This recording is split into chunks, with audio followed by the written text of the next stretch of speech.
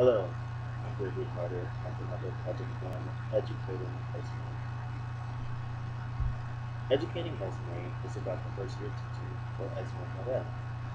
She has ups and downs dealing with starting a new school in inner city Chicago neighborhood, kids themselves, and the very trying war of the principal of the school.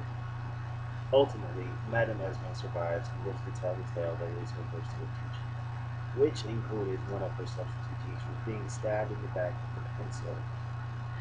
That being said, the kids are truly not that bad to her, and this is due to Esme's authoritative efforts. She stands her ground in disciplining the children. One of her punishments was a role reversal and having a student be a teacher for a day, while she took his place as a student. She showed the student how hard it is truly being a teacher by dealing with lesson plans, routine alerts, and disruptive behavior in the classroom. This brings me to the main concept of the book. In my opinion, the main concept is that alternative teaching methods can work very well. Esme's teaching style is not traditional in any sense of the word. She had her fifth grade class reading books from her own home and not from textbooks they were supposed to be reading. She also took them outside in the snow because it was so beautiful outside.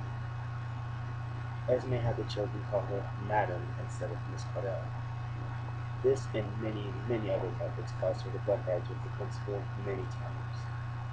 One of my favorite quotes from the book is when Esme tells the principal, "I don't work for you, I work for the students."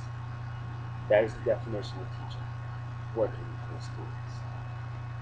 Educating Esme also has a section written by the author that gives extensive advice to new elementary teachers. One piece of advice that caught my eye, and I believe it's from the book, is where she says, "Say I don't know as a self-contained classroom teacher.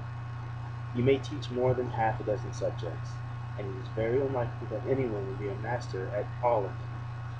When you can't model being an expert, model being a learner.